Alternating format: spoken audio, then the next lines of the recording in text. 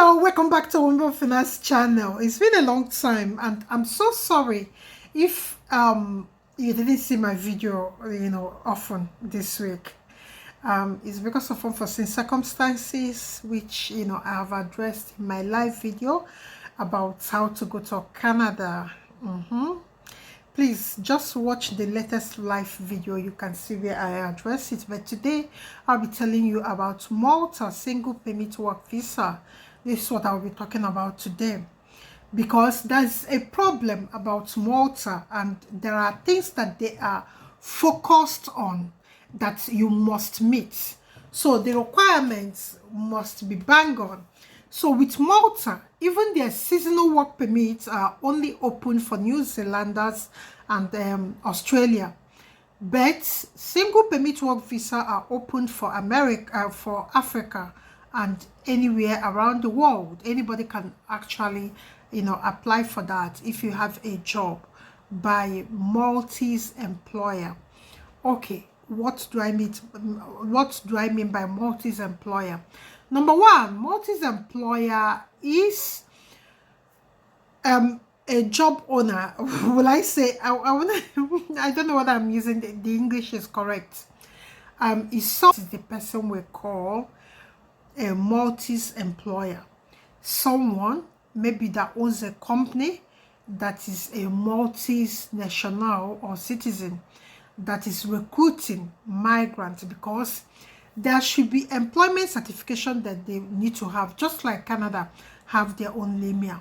So if you are interested in going to Malta to work as as a migrant from Africa or from anywhere around the world that is not Malta or Europe, so stick with me, and after this quick break I will come back with the requirement and how you need to proceed to apply for single permit work visa after getting a job, because you need a 1 year visa, and after that 1 year expiration then you will get your 5 years visa. Then after that then you will get your citizenship. Maltese, he became a Maltese.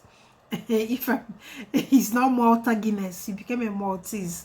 So if you are interested, stick with me after the break and I will come back with all the information that you need to proceed to make your application. So see you after the break. Bye bye.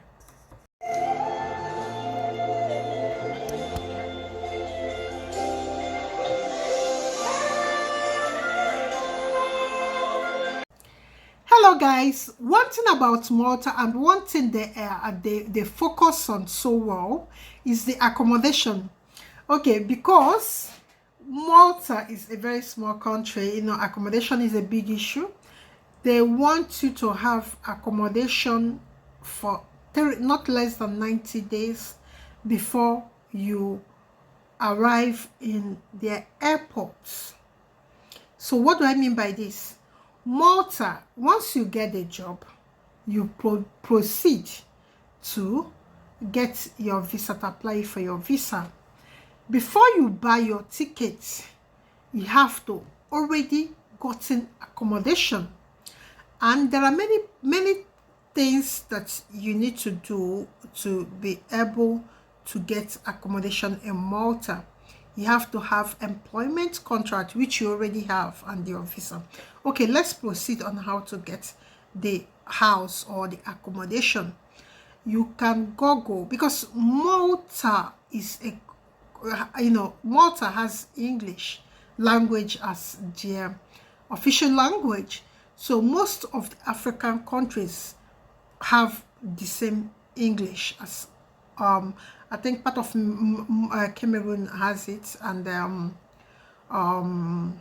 I think Niger, some of them, they teach English in their in their government schools.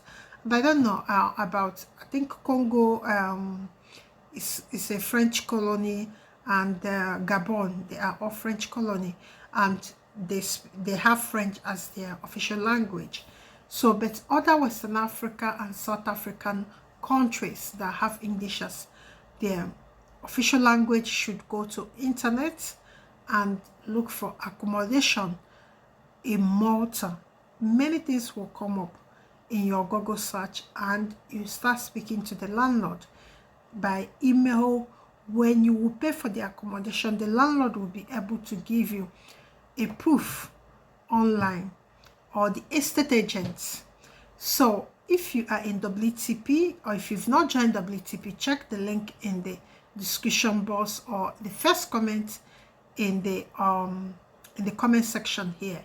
I will leave WTP there. Then in there in WTP, I will share some estate agents, international estate agents in Malta that can get you accommodation. But one thing with Malta is this: you must have, because they don't want you to be sleeping in the streets. There are many international students that came, I think it was in 2019 it happened. So most of them were hustling for accommodation, and they went to go and sleep in the airport, so it was banned. So before they allow you from the international airport, they allow you to go to inside the country, you must give a proof of your accommodation, where you're going to put your head. So that's why I want to explain how it's a big issue in this country. You must get your accommodation proof with you, or hard copy. Then your international license. Then you will have health insurance cover of 30,000 euros. So your employer already know this, so they will help you get that insurance in Malta. So they already know how it works, so it will not be, but you have to get your own health insurance from your country you're migrating for, in case if anything happens to you at the airport or while you are on air, so you can be able, they can be able to take care of you. You get your health insurance and your travel insurance. So let's proceed to criminal record. Malta is a country below 1 million. They have below 1 million in they are below 1 million in population. So it's a small country. So the police should be efficient, or and you have to bring your criminal record. If you're from Nigeria, you go to MPF. That's where we get our international criminal record reports. So if you're from Kenya, I think you go to the police as well, or I think police, they say police office. So but Ghana is still the same thing in Ghana. So get your criminal record and your flight itinerary. Don't know whether I'm pronouncing it. Your flight statement, to show your return. Your flight needs to be return ticket, in case you arrive and your employer start abusing you, that you will be able to go back to your country. So it should be a return ticket that you will be showing them in and out. Then the last one and not the least, your contract or your offer letter with contract letter, buying, all the rules that all the rules that have to do with that job, because your hours needs to be spelled out.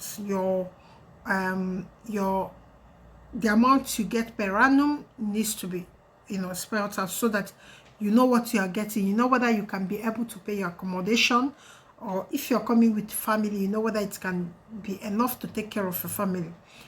When you people see, like they will say they will pay you like 3,000 euros a month, you check it in naira, it's 3 point something million, and you'll be happy that you're earning this month. It doesn't work like that, because you have to pay accommodation in that currency.